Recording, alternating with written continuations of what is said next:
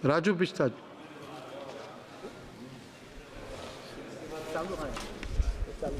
धन्यवाद अध्यक्ष जी, आपने बजट 2024-25 के अवसर पे मुझे बोलने का समय दिया। मैं दार्जिलिंग की जनता का भी आभारी हूं, जिन्होंने मुझे दूसरी बार उनकी आवाज़ इस सदन में बनने का मौका दिया। और मैं बधाई देना चाहूँगा आदरणीय प्रधानमंत्री मोदी जी को और वित्त मंत्री सीतारमण जी को कि बजट में हर पहलू को ध्यान में रख करके बजट तैयार किया गया। और बजट में खास करके युवाओं की बात की है, यूथ स्किलिंग की, एम्प्लॉयमेंट की और एग्रीकल्चर की, इंफ्रास्ट्रक्चर की, जिसमें अर्बन डेवलपमेंट भी है, रूरल डेवलपमेंट भी है, इनोवेशन की, मैन्युफैक्चरिंग की और वुमेन लेड डेवलपमेंट पर जोर दिया गया है। भारत युवा देश है और आज के हमारे युवा कल का भारत है। और युवाओं के रोजगार और स्किलिंग के लिए भारत सरकार 2 लाख करोड़ रुपए खर्च करेगी और 5 साल में 4 करोड़ 10 लाख युवाओं को रोजगार देने का इसमें लक्ष्य रखा है। और भारत के टॉप 500 फॉर्च्यून कंपनी में उनको 1 साल का ट्रेनिंग भी मिलेगा और उसमें स्टाइपेंड के नाते 5,000 रुपये प्रति माह भी मिलेगा। और जिन युवाओं को पहली बार नौकरी मिलेगी उसको 15,000 रुपये तक भारत सरकार एक बार डायरेक्ट उसको 1 महीने की तनख्वाह देने का काम भी करेगी। इतना ही नहीं, हायर एजुकेशन के लिए 10 लाख रुपए तक का लोन भी मिलेगा और जिसका करीब 3%, करीब 40% हो जाता है ब्याज का, 3% ब्याज जो है भारत सरकार भरेगी। इंफ्रास्ट्रक्चर पे जोर दिया गया है, जिसके लिए 11 लाख करोड़ से ज़्यादा रुपए का आवंटन किया गया है और रूरल इंफ्रास्ट्रक्चर फंड के लिए 2.66 लाख करोड़ रुपए का इसमें प्रावधान किया गया है। प्रधानमंत्री आवास योजना के अंतर्गत 3 करोड़ नए घर बनेंगे और प्रधानमंत्री आवास योजना अर्बन के अंतर्गत 1 करोड़ घर बनेंगे और जिसके लिए जो है 10 लाख करोड़ का खर्च भारत सरकार करेगी। पीएम जनमन योजना के तहत 24,104 करोड़ रुपया का जनजाति विकास के लिए खर्च रखा गया है। और मैं बधाई देना चाहूँगा प्रधानमंत्री जी को, पहली बार चाय बागान की बात इस बजट में पेश हुई है और नॉर्थ बंगाल और आसाम के चाय बागान में काम करने वाले श्रमिक, जिसमें ज़्यादातर महिलाएं रहती, उनकी बच्चों की एजुकेशन और उनकी जो है देखरेख के लिए 1,000 करोड़ रुपए का जो है आवंटन बजट में हुआ है। मैं नॉर्थ बंगाल और आसाम की जनता की ओर से प्रधानमंत्री जी को बधाई देना चाहूँगा। सर, मैं बात अभी बंगाल की करता हूँ। आज़ादी के समय बंगाल बेस्ट बंगाल था, जिसको आज टीएमसी ने सबसे वर्स्ट बंगाल बनाया है। कोई आप चिल्लाते रहो, मैं आंकड़े आता हूँ, मैं आंकड़े के साथ chair and talk only on budget पे ही बोल रहा हूँ सर। और जो काम ईस्ट इंडिया कंपनी करती थी, आज टीएमसी पश्चिम बंगाल के साथ वही व्यवहार कर रही है। अनेक योजनाएं, जिसमें मनरेगा हो, स्वच्छ भारत हो, प्रधानमंत्री ग्राम सड़क योजना हो, आवास योजना हो, आरआईडीएफ का फंड हो, मुफ्त राशन हो, बॉर्डर एरिया का डेवलपमेंट फंड हो, हर जगह घोटाला है। यहाँ तक कि शिक्षा को भी इन्होंने नहीं छोड़ा।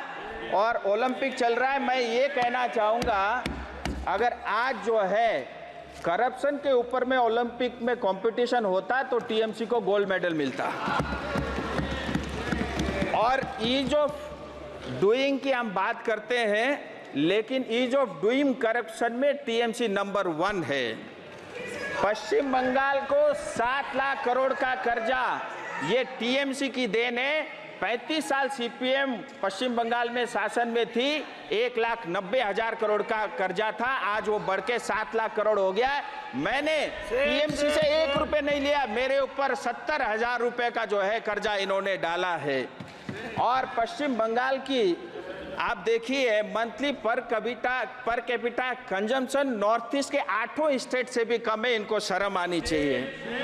आजादी के समय पश्चिम बंगाल का मैन्युफैक्चरिंग 30% कंट्रीब्यूट करता था, जो आज 3% से कम रह गया है, ये भी इन्हीं की देन है।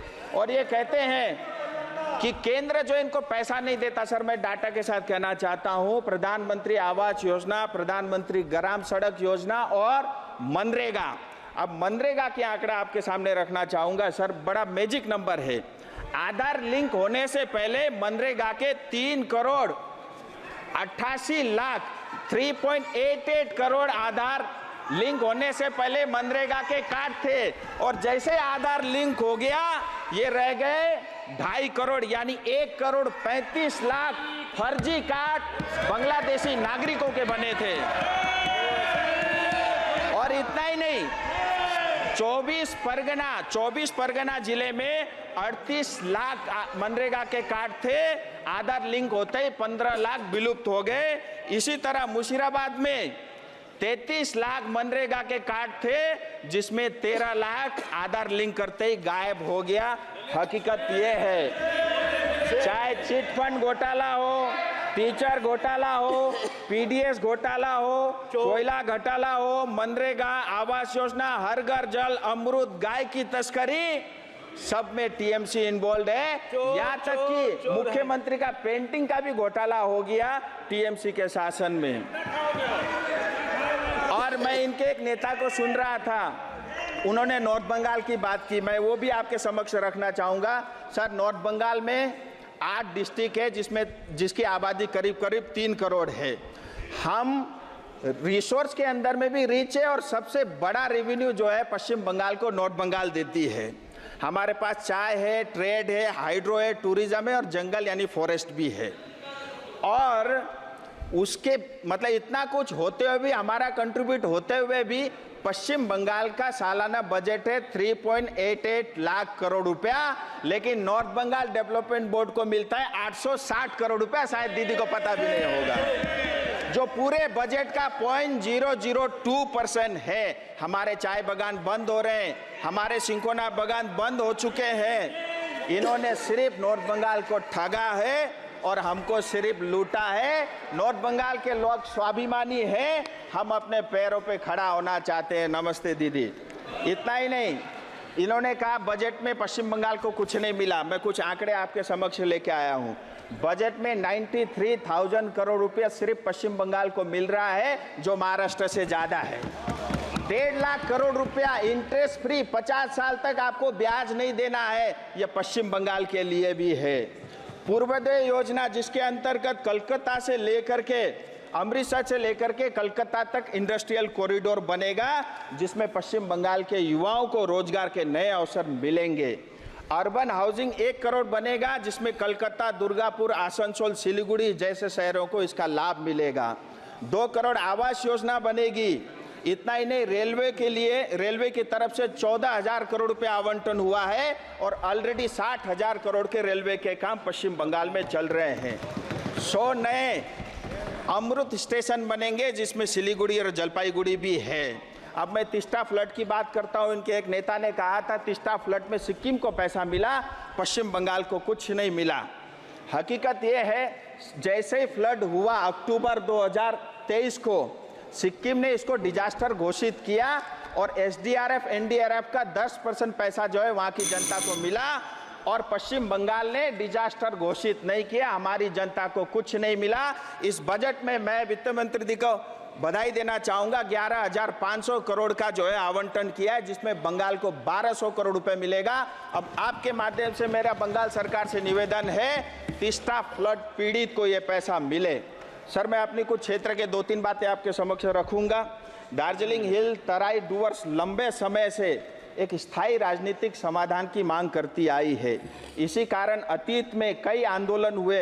86-88 में जो आंदोलन हुआ, उसके माध्यम से दार्जिलिंग गोरखा हिल काउंसिल बना। 2007 से 11 में गोरखालैंड टेरिटोरियल एडमिनिस्ट्रेशन बना। जो सेमी ऑटोनोमस बॉडी थी, उसको पश्चिम बंगाल ने चलने नहीं दिया। और हमारे क्षेत्र में आए दिन बहुत तेजी के साथ डेमोग्राफी चेंज हो रही है। हमारा बहुत ही सेंसिटिव इलाका है, जिसमें बांग्लादेश, नेपाल, भूटान और बगल में चाइना भी लगता है। और वोट बैंक के कारण बांग्लादेशी और रोहिंग्या आए दिन चाय बागान में अपना घर बना रहे हैं। मैं आपके माध्यम से भारत सरकार से निवेदन करता हूं, हमारे मूल निवासी गोरखा, आदिवासी, कोच, मेचे, राभा, टोटो, राजवंशी, बंगाली भाषी, हिंदी भाषी समुदाय आज खतरे में है। इसलिए इस क्षेत्र का स्थायी समाधान, और वो भी भारत के संविधान के अंतर्गत हो, जिसमें टीएमसी का कोई हस्तक्षेप उसमें ना हो। इतना ही नहीं, गोरखा समुदाय में 11 जनजातियां जो आज़ादी के समय 51 के सेंसस तक जो है ऑलरेडी ये हिल ट्राइब के नाते जाने जाती थी, जिसमें भुजेल, गुरुंग, मगर, नेवार, जोगी, खस, राई, सुनवार, थामी, याखा यानी देवान और धीमाल, ये 31, 41, 51 के सेंसस में भी ये जनजाति थे। मैं सरकार से निवेदन Conclude करता the हूँ speech. सर, बस 2 मिनट, इनको नहीं, नहीं। जनजाति का दर्ज जल्दी मिले। सर, इसका एक बड़ा कारण भी है, More than 10 भारत और minutes you have नेपाल एक spoken. मित्र देश है। 1950 इंडो नेपाल फ्रेंडशिप टीटी का जो धारा 7 है, जिसके लिए उस धारा के अंतर्गत जो भी भारतीय गोरखा है उसको नेपाली कहा जाता है, नेपाल के सिटीजन कहा जाता है। इससे हमको बहुत पीड़ा है, तकलीफ है। आए दिन हमारे जवान भारत माँ की सेवा करते हुए सरहद में बलिदान होते हैं। Thank you. और मैं आपके माध्यम से चाहता हूँ Thank ये you. जनजाति का श्री दर्ज, बस सर, 2 उज्ज्वल मिनट कुमार- खत्म, उज्ज्वल जनजाति रमन का दर्ज सिंह। जल्द से जल्द मिले, तीसरा बाढ़ महोदय, पीड़ित को उनका धन्यवाद। अधिकार मिले। आपने